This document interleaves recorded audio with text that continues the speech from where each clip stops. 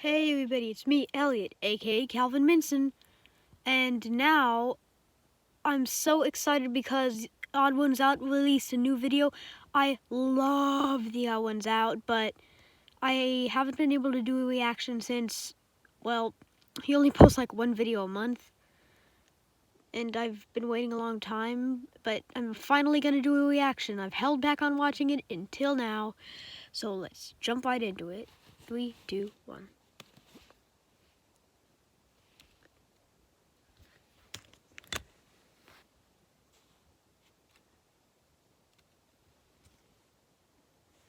An abridged version for when that time eventually comes. Probably, if you haven't read Lord of the Flies, you're probably going to have to in school one day. Let me give you an abridged version for when that time eventually comes. The Lord of the Flies is a book about a bunch of little British boys who got marooned on a deserted island, and the book tells the story about what the boys do to survive the elements, but also themselves. Within like a week on the island, the boys devolve into complete savages, covering themselves in face paint and piggy. I said too much. And when I read the book in high school... Oh, I love how he just portrays those people. The book tells the Like, story about what the boys do to survive the elements, but also themselves. I love how he draws them. They make him look so crazy and old. Like they're all dancing like this. The boys devolve into complete savages, covering themselves in face paint and killing a It's hilarious. I said too much. And when I read the book in high school, I thought having the boys turn savage so quickly wasn't all that accurate. As a former young boy myself, I was insulted that William Golding thought that us little boys were so heartless. But then I remembered all the things that happened at my scout camp, Camp Geronimo, and I realized that Lord of the Flies is still inaccurate. The boys would have gone savage way faster. Listen, I'm a cautious person when I'm hanging around the guys. In PE, the other boys would be playing this game called Quarters, where you would fling quarters at people's knuckles until they bled. But I wouldn't play that game because it's dangerous and I'm a loser. Or when I was at a party and someone wanted to play the knife game to show off how good their hand-eye coordination was, I wouldn't play that game either because I needed my hands to draw. But something about being with the guys in the middle of the woods, I would live on the edge. Every summer, our troop stayed at this camp called Camp Geronimo, named after the Apache Indian who was the first person to yell Geronimo while doing a sick backflip into his pool. One time, me and a couple other boys, I don't remember who started it, but we were playing with matches. That kind of looks like Weebelo from that other video, the Cub Scouts one Odd1sout did, but they just toned it green. Or it just could be an alligator man. Whatever it is, I'm confused with why it's even in there. But, well. And, okay, I know what you're thinking, but nothing bad happened, okay? We just accidentally lit some dried bushes on fire and it got somewhat out of control. But it's okay, it's fine, okay? We told the scoutmaster that there was a loose fire spreading faster than we could put it out, and he got everyone in the troop to stomp on it, and we never got in trouble. What were we doing with the matches? Oh, we were just lighting them and throwing them at each other. Anyway, about 30 other scout troops attended Camp Geronimo, and we were... Anyway.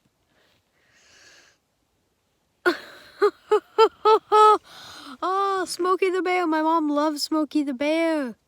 That's the same son from the Life is Fun music video, and I love how Smokey Bear looks so sexy with that. Even his hat says smokin'. About 30. Those are people from Animal Crossing, right? And we would spend a whole week sleeping in tents and earning merit badges. Most of the camp honestly felt like school, but outside. Like, when you got to the camp, you were given a schedule of classes, and for the next 7 days, you would go to those classes and learn and fill out packets and sometimes even have homework, which probably helped us not devolve into savages. I mean, sure, the classes weren't as boring as English or geometry. Geronimo's classes were wilderness survival, kayaking, or bear self-defense. Earning a merit badge required 2 things. The first thing, you had to write stuff down. Name and point out the major parts of a kayak. Kayak. Explain to your counselor the height. The major parts of a kayak. A kayak. The major parts of a kayak. Kayak.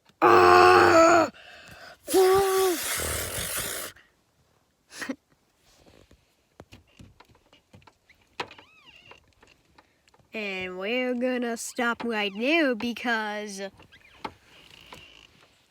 I use my magical powers too. If you don't subscribe and turn on the notifications, then you will see a spider and a snake crawling around your stomach in the middle of the night. And if you like the video, you will get an hour of good luck. I'll give you 5 seconds to do that. 5, 4, 3, 2, 1. Now, have you done it? Great. That was for the people who did do it. For the people who didn't, go do it! And we're back in the video. Welcome back. Let's resume. Explain to your counselor the hazards you are most likely to encounter while participating in kayaking activities. Bears. And the second part of the merit badge, you had to actually go out and do stuff. Capsize the kayak, swim it and the paddle to the shore, and if you don't make it, the bears will get you. I never got the kayaking merit badge. You had to be at least 12 to go to Geronimo. No, I know that is the Weebelo. That is definitely the Weebelo. But you could go as an 11-year-old if a parent was coming with you. And at the time, my dad was a camp counselor. My birthday was May 14th, and Geronimo was at the end of May, so I barely made the cutoff as the youngest person going. Geronimo was a big step from spending 3 days at Cub Scout day camp to spending a week in the wilderness. What made it worse was I was going to be spending a whole week with all the mean older scouts and my dad. There was this one scout named Paul. When I was 11, he was 15. So naturally, he would pick on me and make fun of me. Ha ha, I get it. I'm small, so I suck. But silver lining, he got fatter. And a couple years ago, he reached out to me, and I had been doing the whole YouTube thing for a while. He was off starting his own business, and he wanted to do some business opportunity with me. And I just said, hey, do you want to do my merch? So now he works for me. So kids, if you ever have... No. What? Said, hey, do you want to do my merch? So now he works. Let's just zoom in on this.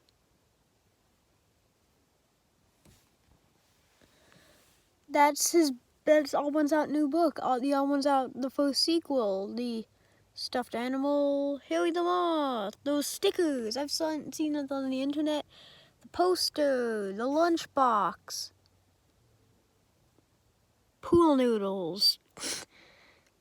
I think that's the same costume from the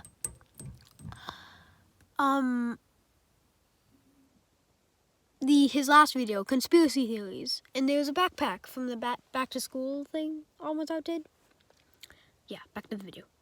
Works for me. So kids, if you ever have bullies, just become successful on YouTube and then hire them to sell plushies. He's actually a really good merch guy. He gets all my stuff into these retail stores. So if you see a Floof plushie at Hot Topic, you can say, thanks, Paul.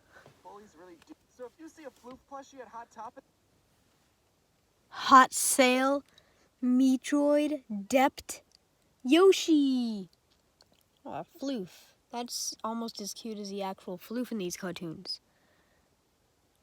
Oh, I see what you did there. I see what you did there. Just like Subway, you're trying to turn Hot Topic into the new Subway. Well, you've never worked at Hot Topic. Or you did. Oh, back to the video. You can say, thanks, Paul. Bullies really do make a difference. Anyway, self-promotion aside, my first year at Geronimo, I was a little bit on the very young side compared to everyone else. I was taking a class called orienteering. The class taught us how to read maps and use a compass. And one day it was time for our class to go on a scavenger hunt thing.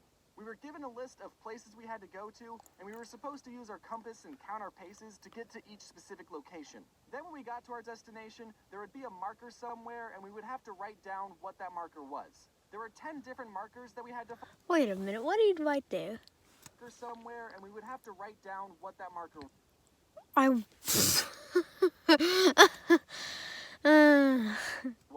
There were 10 different markers that we had to find, and the course was supposed to lead us in a circle. The leader who was in charge of our group and the compass was an older scout named Paul. It wasn't the merch guy, Paul, but I think it would be funnier if it was. Our group set off to the first location. Having a compass and counting your steps isn't the most accurate way of navigation, but we weren't allowed to use Google Maps, so. When we got to the spot, we had to look around for a little bit to find the marker, but we eventually found it, and then we were off to the second location. This time, the marker was harder to find. The spot we landed on was pretty far from where the marker actually was. At the third location, we couldn't find the marker. But we did see this reflective sign on a tree, and we figured that's what the marker was supposed to be. I love these subtle, dark references in this video. So we wrote it down. At this point, I decided to grab my own compass and give it a try. My compass pointed in a direction that was a little bit off from Paul. Oh, and if you notice a noise in the background, that's just my sister recording a reaction to Captain America, the First Avenger. So yeah. By the way, she's making all the videos now, and she's going to actually upload them in a year. She's making a lot, so that means when she uploads it, there will be a lot of videos. It's gonna be called Popsicle, so subscribe to that in a lot less than a year. Paul's direction. Not by a whole lot, but just enough. But remember, I was the little kid. Nothing I said mattered. Paul said things to me like, "Oh, you don't know how to use a compass. I bet yours is broken. I'm never going to work for you one day." And you know what? I believed him. This guy is 15 years old. Do you know how wise and experienced he is? So we kept going and struggling. We used anything we found as a marker. Some piece of trash, it's a marker. Hey, this tree has an A and an M carved into a heart. Kind of weird that it's at an all-boys camp. Do you think that it's a marker? Eventually, we all had to Oh. The other boys told Paul to hand over his compass, and Paul reached into his pocket, pulled out his compass, and 2 buzz magnets. Buzz magnets are magnets that are shaped like a bullet, and you can throw them up in the air, and they make this cool buzzing sound. They sold them at the camp store, so that's why Paul had them. And everyone immediately figured out why we were lost. For those of you who don't know how compasses and magnets work, I don't know either. I think it has something to do with them coming from outer space. A compass is supposed to point to the magnetic North Pole, and a magnet will mess up the direction a compass is supposed to point in. Paul's compass wasn't pointing to his pants the whole time. We would have been suspicious if that had happened. But because his compass was right next to a magnet, it got uncalibrated. And then we all got lost in the woods and died. And that's why I don't have an orienteering merit badge. I was upset because my compass probably wasn't broken, but I didn't stand up for myself. Because I don't do that. I have more Camp Geronimo stories, like the time me and my friend threw a Ziploc bag full of water at the older kids' lean-to, and then I ran away so fast that I threw up. But I already did a video about that, and it's 5 years old, and it's very bad, and you're not allowed to watch it.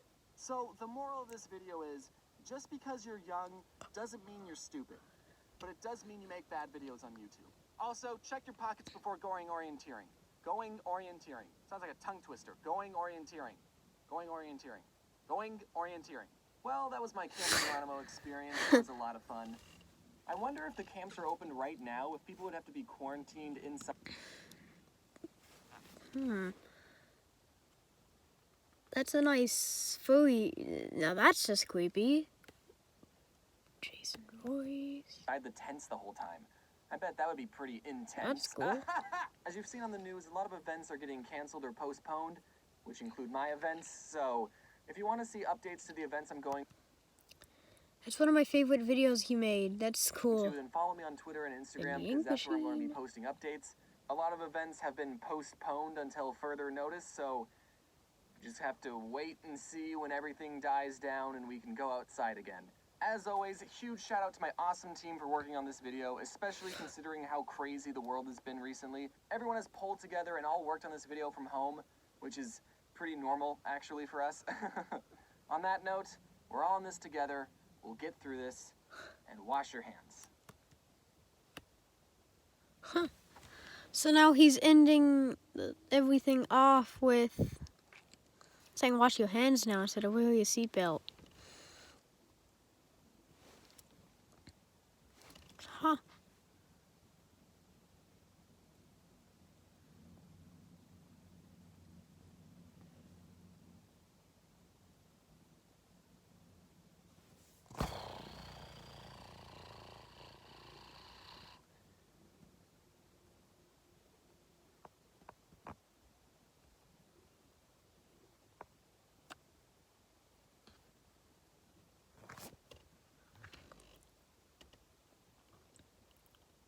Boom, subscribe to my YouTube channel. Subscribe to my channel. And remember what I said at the beginning of the video. Subscribe to my YouTube channel, Calvin Benson. I hope you all enjoyed my reaction. People don't like them, but I hope mine is popular. And above all, thanks for watching, and I'll see you guys in my next video. See ya!